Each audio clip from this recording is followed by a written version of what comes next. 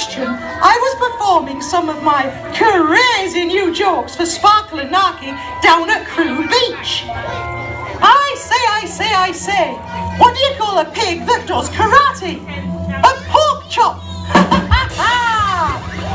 Which football team likes eating ice cream? Aston Vanilla! Hey! I'll tell you, the winter nights fly by when I start cracking my jokes out. Anyway, we were all having a whale of a time when Sparky said that it was a shame that there wasn't another Sparky, so I could share my awesomeness with more people at the same time. Narky, always wanting to take things a stage further, said, "Oh yeah, why don't you make another Sparky with that silly science kit you got for Christmas last year?" I tell you what, it's a good job that nobody can make another Narky. The one we've already got is too much.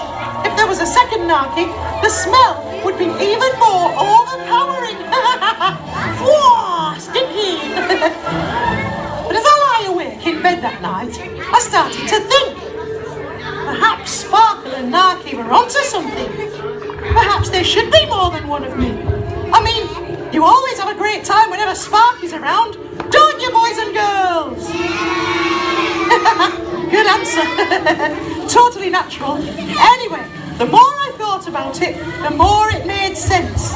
I would use my amazing, incredible, professional science equipment, $3.99 on the sale at Tesco's if you're interested, and create Sparky 2! The very next day, I got to work. This was going to be squilliant! I set up my science lab in the garden shed. I put a big sign on the door saying, "Do not disturb," and I got to work. Now, I don't know if any of you lot out there have ever tried to create a walking, talking, breathing, hopping clone of yourself before, but, I mean, where do you start? It's not like you can just pick up the ingredients from Asda. And I found out that the Body Shop doesn't actually sell parts of the body. So, where to begin? Well, they say that clothes maketh the rabbit. So I dug out a spare outfit of mine that had just come out of the wash. The next thing I needed was some of my fur. Now, where can I find some of that? Aha! I know! I could just get a piece from my hairbrush. Hairbrush! Get it? Like hair on your head, but hair as in rabbit. Hair! No? No, suit yourselves. Anyway, I found some loose fur on the brush I used to keep my locks in their salon style. I put it with my spare outfit. What next though? Oh, of course! All of the icky, squishy inside bits. Yeah. What on earth could I use for that? Well, I reckon that I must be at least 85% carrot, seeing as I eat so many of them. So I grabbed a few of the freshest, crunchiest carrots I could find, and I put them with the other bits and pieces. Right, was that it? Did I need anything else? I think that should be enough. Oh, wait, of course! I needed to add some squillions! It's what makes me, well, me! I was just wondering how I could add a little touch of squillions to the mix when a stray piece of fur that was hovering in the air settled on the end of my nose. Now, as you know, us bunnies have got twitchy little noses at the best of times, but this really set me off. Achoo! Oh, I sneezed all over the pile of Sparky ingredients that I'd gathered together. Whoops! But then again, my mum is always telling me to cover my nose when I sneeze, so I don't spread any of my germs. Maybe my sneezes contained some of my squillions too. Yep, I'm sure they would. Squillions! So, I had all of the items I needed to make an exact replica. A copy of yours truly. Me! I had the clothes, the fur, the icky squishy inside bits, remember, 85% carrot, and I had just sneezed a large helping of squillions into the mix. Bless me!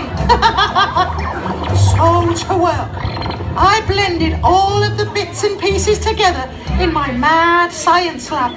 There were bottles and bubbles, test tubes and petri dishes, Bunsen burners and flashing bulbs, smoke and steam, and hubble, bubble, toil and trouble.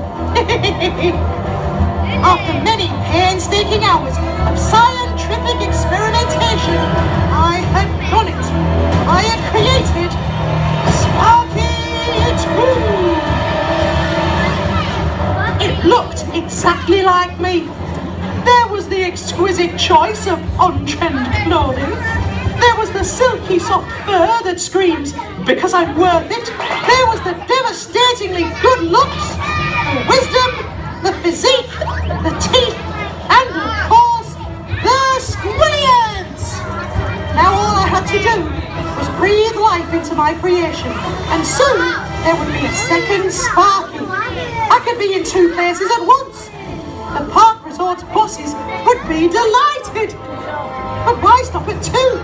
If this was a success, I could create another Sparky, and another, and more Sparkies, until there was a whole army of Sparkies spread out across the country, bringing joy and wonderment to all of the boys and girls and grown-ups on a park resort holiday.